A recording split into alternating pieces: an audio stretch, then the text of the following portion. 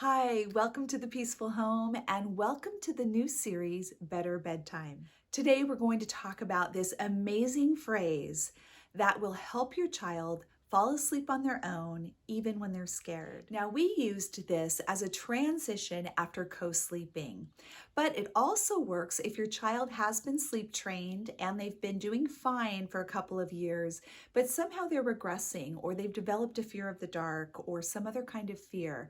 This will work great for that.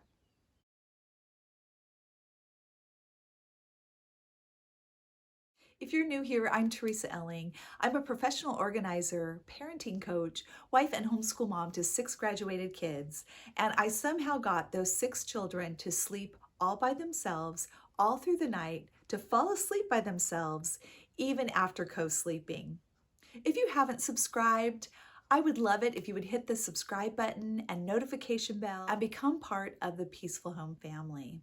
I love to interact with my viewers, so if you have any questions or comments, please put those below and hit the thumbs up if this video has been helpful for you. I truly believe that the Lord gave me this inspired phrase to ask my children when they were transitioning to sleeping alone. That phrase is, "Would you like me to come back and check on you?" Now let me show you how I incorporated that. When you are getting a child ready to sleep by themselves, or you've had sleep issues coming up and there's fear or anxiety, this is a phrase that brought so much calm to my children. You want to do all the things to get ready for your child to sleep in a big boy or a big girl bed. Talk about it. Mark it on the calendar how many days before they're going to do that. Get sheets that they enjoy. Make sure that they have a stuffed animal they love. I really quickly want to mention bedtime routines. Some parents really love to do a full routine, bath time, reading time, this whole thing that sometimes can last an hour. Other parents are like, "I'm exhausted, I want to get to the point, get on with my evening." This will work for just about everybody, but you do have to put time in the beginning. I would say that you could reduce a bedtime routine down to about 15 minutes. But if you're doing any less than that, you are probably shortchanging your child. There will be other videos in this series. I already have plans to talk about should you lie down with your child when they're going to sleep? Should you be doing anything different for a teenager when they're going to bed? And a few other ideas. But if you have questions or an idea for a topic, if you would comment below, I will definitely try to hit that topic.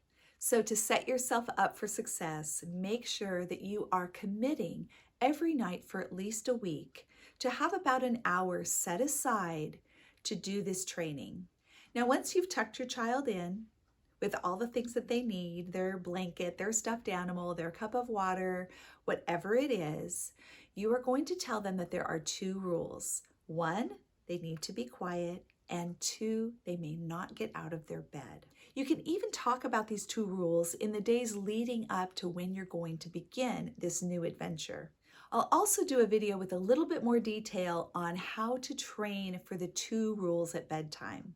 So just as you are giving your last kisses and hugs, you're going to say to your child, "Would you like me to come back and check on you?"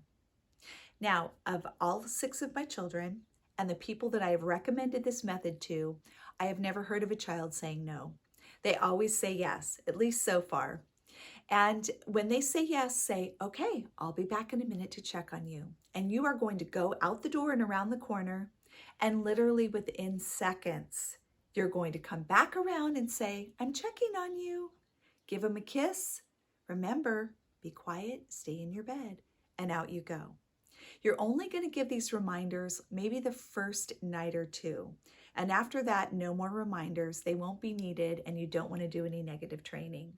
After your first check-in, you're again going to leave the room, and this time maybe plan on waiting 30 seconds to a minute, depending on the age of your child. But one thing that you are being very careful to watch for and listen for is if it sounds like your child is getting out of bed. If you hear any motion that would cause you to think that they're getting out of bed, I would rush in immediately. If they're already out of the bed, then you're going to have to tell them, "Remember, you have to stay in your bed." Put them back in without much talking. I'll be back in a minute to check on you, and go out. Come in very quickly. I'm here to check on you. Always have a smile on your face. Bring joy into the room. Give them a kiss, a quick back scratch, and then say, would you like me to come back to check on you? Again, they will usually say yes. You'll go outside the door, and this is where, again, you want to wait maybe 2 or 3 minutes this time.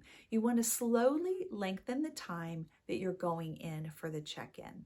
Now, what is important here is you don't want to leave the room and go in the kitchen or go start watching a movie, because at that point, if your child isn't hearing from you, to them, it's already been an eternity since you've been in there, and they get out of bed and come looking for you.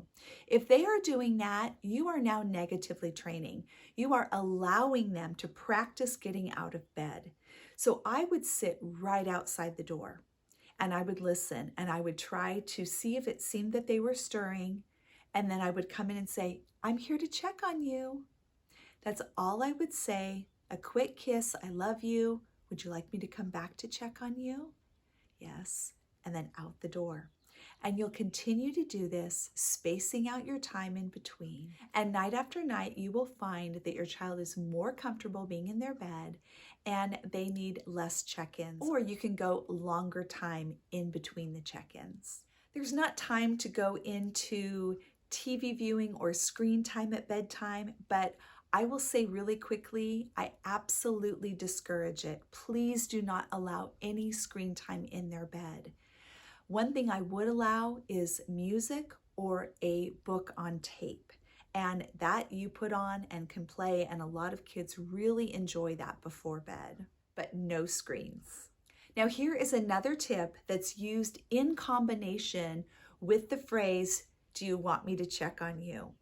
And that is that you want to make your presence known to your child. What I mean by that is you shouldn't leave the room and your child doesn't hear from you for 10 minutes. It's quiet, it's dark, they're afraid. You are trying to close that gap so that they feel so comfortable, they feel peace to fall asleep.